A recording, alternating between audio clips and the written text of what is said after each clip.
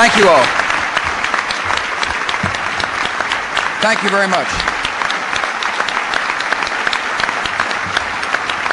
Thanks.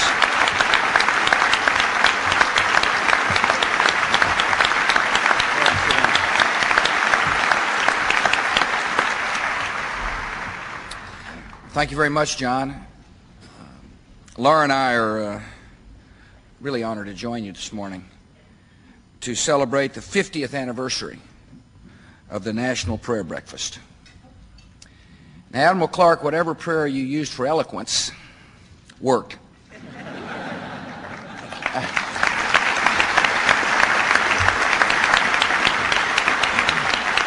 I appreciate your message, and I appreciate your service to our great country.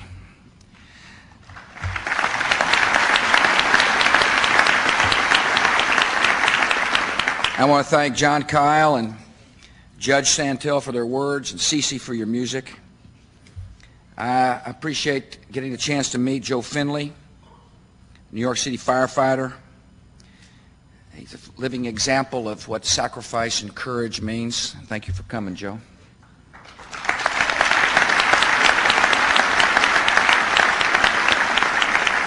I want to thank Congressman Bart Stupak. I really appreciate the fact that my National Security Advisor, Condoleezza Rice, is here to offer prayer. I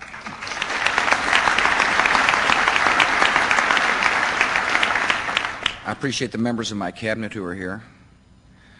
I want to say hello to the members of Congress. I'm particularly grateful to Lisa Beamer for her reading and for her example.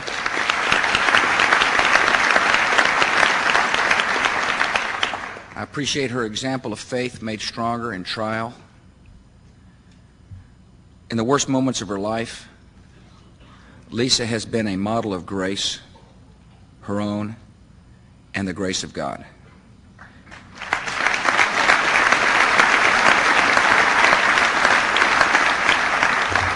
And all America welcomes into the world Todd and Lisa's new daughter, Morgan K. Beamer.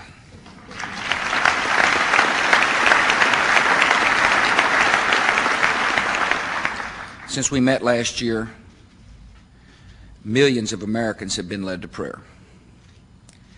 They have prayed for comfort in time of grief, for understanding in a time of anger, for protection in a time of uncertainty. Many, including me, have been on bended knee.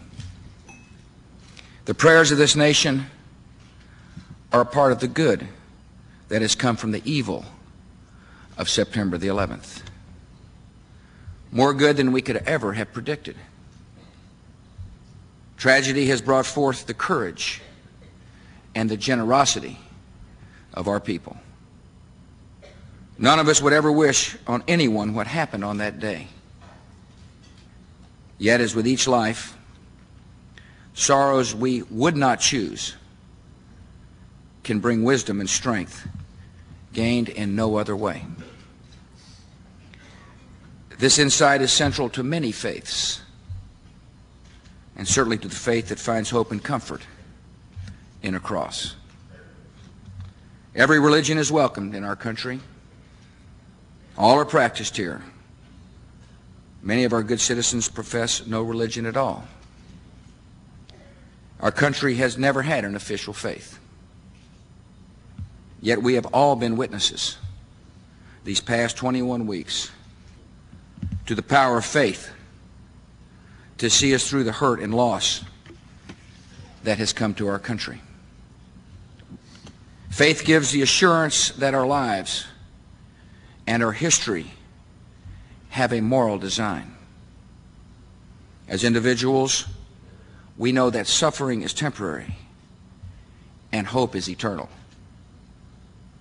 As a nation, we know that the ruthless will not inherit the earth. Faith teaches humility, and with it, tolerance. Once we have recognized God's image in ourselves, we must recognize it in every human being. Respect for the dignity of others can be found outside of religion, just as intolerance is sometimes found within it. Yet for millions of Americans, the practice of tolerance is a command of faith. When our country was attacked, Americans did not respond with bigotry. People from other countries and cultures have been treated with respect. And this is one victory in the war against terror. At the same time, faith shows us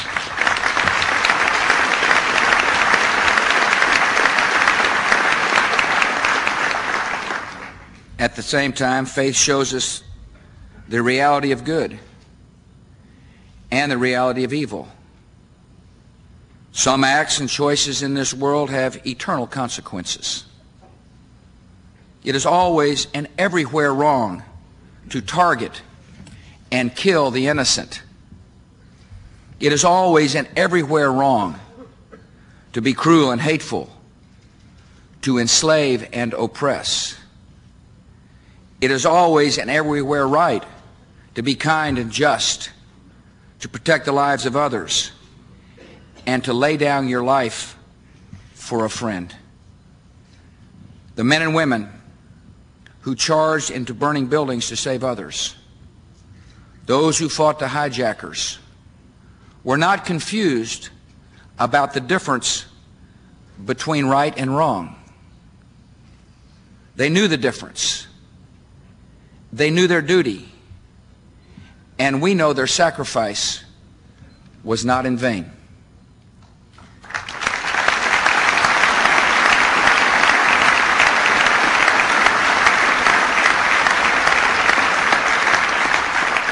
Faith shows us the way to self-giving,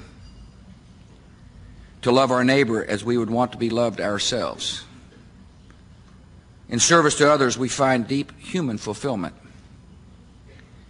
And as acts of service are multiplied, our nation becomes a more welcoming place for the weak and a better place for those who suffer and grieve. For half a century now, the National Prayer Breakfast has been a symbol of the vital place of faith in the life of our nation. You've reminded generations of leaders of a purpose and a power greater than their own. In times of calm and in times of crisis, you've called us to prayer. In this time of testing for our nation, my family and I have been blessed by the prayers of countless of Americans. We have felt their sustaining power, and we're incredibly grateful. Tremendous challenges await this nation, and there will be hardships ahead.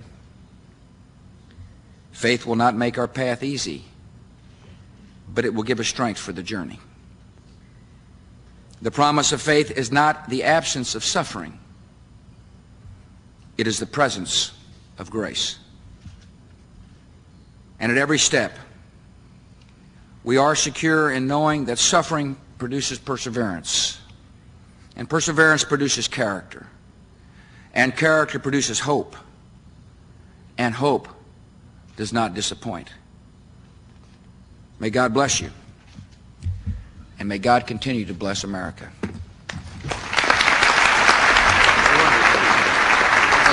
Thank you.